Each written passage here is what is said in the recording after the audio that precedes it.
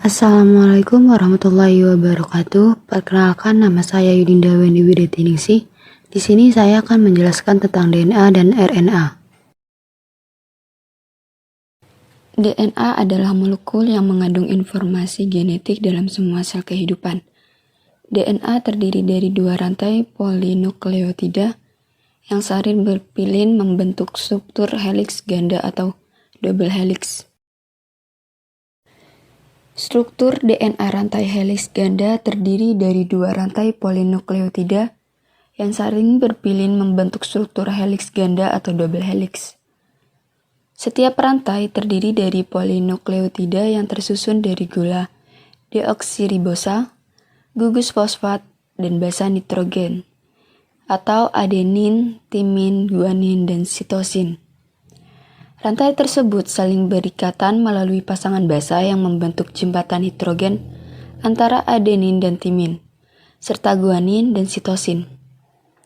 Struktur DNA dikenal sebagai heliks ganda karena terdiri dari dua untaian nukleotida yang saling melilit seperti tangga yang berbengkok. Setiap untai terdiri dari tulang punggung gula fosfat dan basa nitrogen yang berpasangan dengan basa komplementernya pada untai yang berlawanan melalui ikatan hidrogen. Adenin berpasangan dengan timin dan sitosin berpasangan dengan guanin. Pasangan ini memungkinkan kedua helai untuk menyatu seperti teka-teki dan membentuk bentuk heliks ganda yang khas.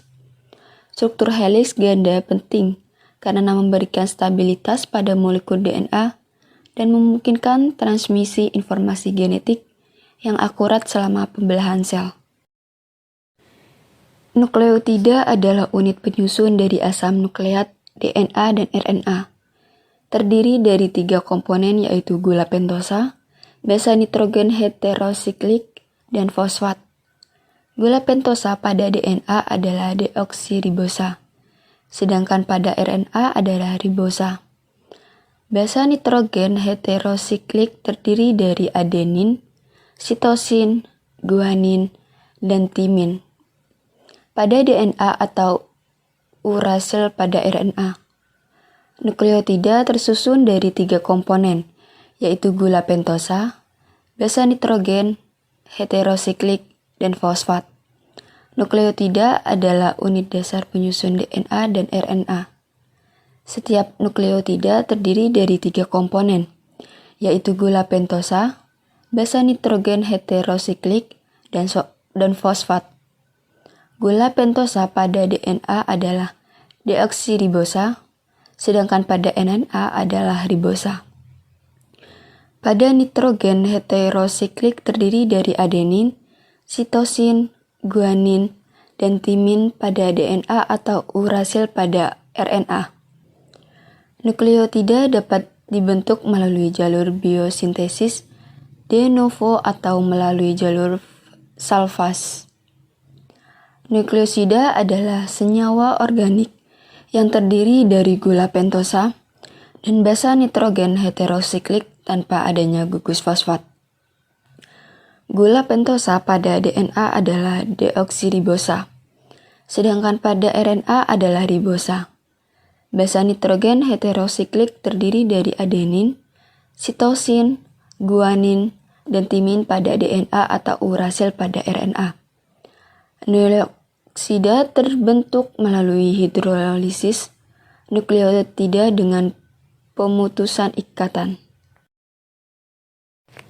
Ikatan fosfodiester adalah ikatan kimia yang terbentuk antara gula deoksiribosa pada satu nukleotida dan gugus fosfat pada nukleotida lainnya. Ikatan fosfodiester menghasilkan rantai polinukleotida yang membentuk struktur heliks ganda DNA. Ikatan fosfodiester adalah hubungan antara atom karbon pada posisi 3 dari satu molekul gula dan atom karbon pada posisi 5 dari atom lain. Deoksiribosa dalam DNA dan ribosa dalam RNA. Basa nitrogen penyusun DNA terdiri dari adenin, timin, guanin, dan sitosin. Adenin dan guanin termasuk dalam kelompok purin, sedangkan timin dan sitosin termasuk dalam kelompok pirimidin.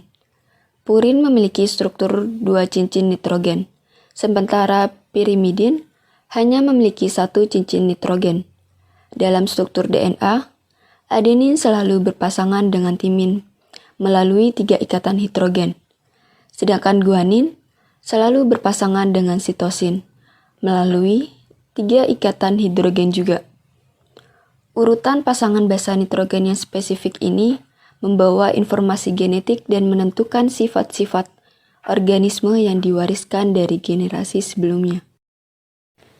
Pasangan basa dalam konteks biologi mengacu pada pasangan ikatan hidrogen antara basa nitrogen purin dan pirimidin antara 2 untaian polinukleotida yang membentuk struktur heliks ganda DNA. Pasangan basa ini terdiri dari adenin yang berpasangan dengan timin dan sitosin yang berpasangan dengan guanin. Kepresisian pasangan basa ini sangat penting karena memungkinkan proses replikasi DNA terjadi dengan akurat dan membantu mempertahankan integritas genom. Selain itu, pengaturan pasangan basa ini juga memengaruhi ekspresi gen melalui proses transkripsi dan translasi. aDNA adalah bentuk dari bDNA yang berubah karena mengalami dehidrasi. Pada penambahan larutan non-elektrolit, bDNA mengalami dehidrasi dan mengubah cincin gula deoksiribosa dari bentuk endokonformasi C2 ke bentuk C3 dan membentuk aDNA. aDNA memiliki heliks 10 pasang basa, berdiameter 26 angstrom, tinggi 28,6 angstrom pada satu putarannya. aDNA memiliki inti yang berlubang seperti pada gambar, karena pasangan basanya dipindahkan menjauh dari sumbu pusat, seperti bDNA. aDNA juga memiliki heliks yang berputar ke arah kanan. bDNA adalah DNA yang selama ini kita kenal dan paling melimpah dalam tubuh makhluk hidup. Dilansir dari biologi LibRelax, pada pH netral dan konsentrasi galam fisiologis DNA secara alamiah membentuk bentuk, umumnya berupa DNAB. Satu putaran bDNA memiliki 10 pasang basa, diameter 20 angstrom, tinggi 24 angstrom dengan inti pusat yang kokoh. bDNA memiliki cincin gula deoksiribosa berupa endokonformasi C2. zDNA memiliki bentuk double helix kidal karena bentuknya berputar ke kiri bukan ke kanan, seperti bDNA ataupun aDNA. Setiap putaran helix zDNA mengandung 12 nukleotida dengan pola zigzag dan inti yang padat. Heliksnya memiliki diameter sebesar 18 angstrom dengan tinggi 44 angstrom, yang berarti zDNA lebih sempit dan lebih panjang dibandingkan aDNA dan bDNA. zDNA memiliki cincin gula deoksiribosa C2 untuk pirimidin dan CO3 untuk purin.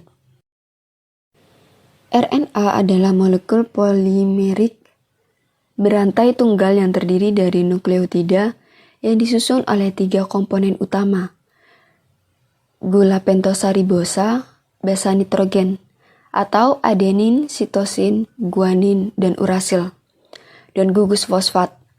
Struktur DNA terdiri dari berbagai macam bentuk, seperti heliks tunggal, untaian melengkung, atau gabungan keduanya. Struktur RNA memiliki struktur yang mirip dengan DNA. Namun, RNA lebih sering memiliki 1 untai daripada 2 untai seperti DNA. Struktur dasar RNA terdiri dari gula ribosa yang terikat pada basa nitrogen adenin, sitosin, guanin, dan urasil dengan ikatan fosfat. Terdapat tipe-tipe utama RNA dengan struktur dan fungsi yang berbeda, yaitu mRNA, tRNA, dan rRNA. mRNA bertanggung jawab untuk membawa informasi genetik dari DNA ke ribosom untuk sintesis protein. tRNA merupakan tenis RNA kecil yang membawa asam amino ke ribosom dalam sintesis protein. rRNA adalah komponen utama ribosom yang berfungsi membantu membentuk enzim ribosom dalam sintesis protein. Selain itu, RNA dapat memiliki ikatan pasangan basa intramolekuler yang berbeda, membentuk struktur 3 dimensi tertentu dan dapat berfungsi sebagai enzim atau sinyal seluler dalam beberapa proses biologi. Asam ribonukleat atau ribonukleik acid adalah jenis asam nukleat yang terdiri dari satu rantai polinukleotida yang pendek atau tidak berpilin. Nukleotida yang merupakan penyusun RNA terdiri dari 3 komponen, yaitu gula pentosa, basa nitrogen, dan gugus fosfat.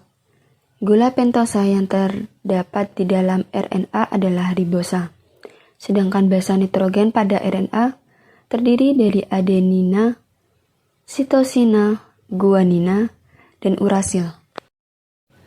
Nukleotida yang merupakan penyusun RNA terdiri dari 3 komponen, yaitu gula pentosa, basa nitrogen, dan gugus fosfat.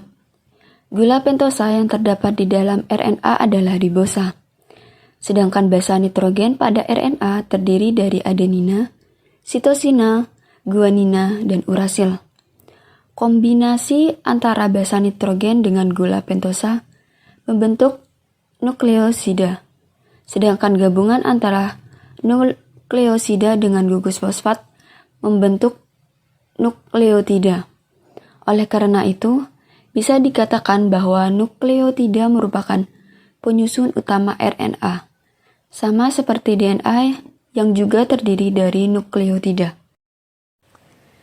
RNA ribosom atau rRNA yang memiliki struktur yang panjang dan stabil. rRNA disebut RNA ribosom karena merupakan penyusun ribosom bersama dengan protein dalam sitoplasma sel. Selain membentuk ribosom, rRNA juga berfungsi sebagai pengatur dalam sintesis protein. Sebagian kecil rRNA berfungsi untuk menerjemahkan informasi yang dibawa oleh mRNA dan sebagian besar lainnya berfungsi untuk bergabung dengan asam amino untuk membentuk berbagai macam protein non-esensial. RNA membawa pesan atau mRNA memiliki struktur yang pendek dan tidak stabil sesuai dengan kode genetik DNA yang dibawanya. Dilansir dari Microbe Notes, kode genetik disimpan mRNA dengan bentuk triplet, nukleotida atau kodon. Kode genetik ini kemudian digunakan untuk mengarahkan sintesis protein. Ketersediaan mRNA dalam sel hanya 5% dari total keseluruhan RNA yang ada. RNA transfer atau tRNA memiliki struktur yang paling kecil jika dibandingkan mRNA dan rRNA. Dilansir dari Microbe Notes, tRNA terdiri atas 75 sampai 95 nukleotida yang stabil karena diikat oleh ikatan hidrogen. tRNA berfungsi untuk membaca asam amino yang dibutuhkan dengan cara melekatkan diri pada mRNA lalu mengantarnya ke dalam ribosom. Perbedaan DNA dan RNA adalah 2 jenis molekul nukleotida yang terlibat dalam penyimpanan, pengkodean, dan ekspresi informasi genetik dalam sel. Meskipun keduanya terdiri dari nukleotida yang mengandung gula, basa nitrogen, dan gugus fosfat, ada beberapa perbedaan kunci antara DNA dan RNA. DNA terdiri dari 2 untai rantai polinukleotida yang saling melilit membentuk struktur heliks ganda, sedangkan RNA terdiri dari 1 untai rantai polinukleotida. Ini juga membuat DNA lebih stabil daripada RNA dan kurang rentan terhadap degradasi oleh enzim. DNA ditemukan di inti sel dan beberapa organel, seperti mitokondria dan kloroplas. Sedangkan RNA dapat ditemukan di dalam inti sel dan di sitoplasma sel. DNA mengandung gula pentosa deoksiribosa, sedangkan RNA mengandung gula pentosa ribosa. Perbedaan antara deoksiribosa dan ribosa adalah bahwa deoksiribosa tidak memiliki gugus hidroksil, sedangkan ribosa memiliki gugus hidroksil. DNA terdiri dari 4 basa nitrogen, yaitu adenin, sitosin, guanin, dan timin. RNA juga terdiri dari adenin, sitosin, dan guanin, tetapi timin diganti dengan urasil. DNA biasanya terdapat dalam jumlah yang lebih banyak daripada RNA dalam sel. DNA menyimpan informasi genetik yang ditranskripsi menjadi RNA dan kemudian diterjemahkan menjadi protein. RNA terlibat dalam transkripsi DNA menjadi RNA. Pengangkutan informasi genetik dari DNA ke ribosom untuk sintesis protein, dan beberapa jenis RNA yang terlibat dalam regulasi ekspresi gen. Dogma sentral adalah suatu pemahaman atau teori yang menjelaskan proses dasar perpindahan informasi genetik dari DNA menjadi RNA, dan RNA menjadi protein dalam suatu sel. Dalam dogma sentral, DNA menyimpan informasi genetik yang kemudian ditranskripsi menjadi RNA yang kemudian ditranslasi menjadi protein. Proses ini terjadi pada semua organisme hidup dan disebut sebagai dogma sentral, karena merupakan suatu dasar proses biologis yang sangat penting. Sebagai tambahan, dogma sentral hanya berlaku pada arah pembacaan informasi genetik dalam RNA dan protein, sehingga tidak secara langsung dapat diaplikasikan pada beberapa jenis virus dan molekul asam nukleat yang tidak memiliki rantai. Replikasi DNA terjadi ketika sel mempersiapkan diri untuk membelah menjadi 2 sel anak. Proses ini dimulai dengan pembukaan heliks ganda DNA oleh enzim helikase. Setelah pembukaan, enzim primase menempelkan primer RNA pada untai DNA yang berfungsi sebagai titik awal untuk sintesis DNA oleh enzim DNA polimerase. Kemudian, enzim ini melakukan elongasi dan memperpanjang untai DNA dengan menambahkan nukleotida baru sesuai dengan urutan basa pada untai DNA yang asli. Terakhir, primer RNA dihapus dan diganti dengan. Setelah DNA direplikasi, sel menggunakan proses transkripsi untuk menghasilkan RNA. Proses ini dimulai dengan inisiasi, di mana RNA polimerase mengenali dan berikatan pada urutan promotor pada untai DNA, dan membuka heliks DNA pada titik awal transkripsi. Selanjutnya, proses elongasi dimulai dengan sintesis RNA yang baru, di mana RNA polimerase menambahkan nukleotida RNA berdasarkan untai DNA template. Terakhir, pada terminasi, RNA polimerase melepaskan diri dari RNA setelah mencapai urutan terminator. Setelah RNA terbentuk, proses translasi dimulai di mana RNA diterjemahkan menjadi protein. Proses ini melibatkan ribosom, transfer RNA, tRNA, dan enzim aminoasil tRNA sintetase.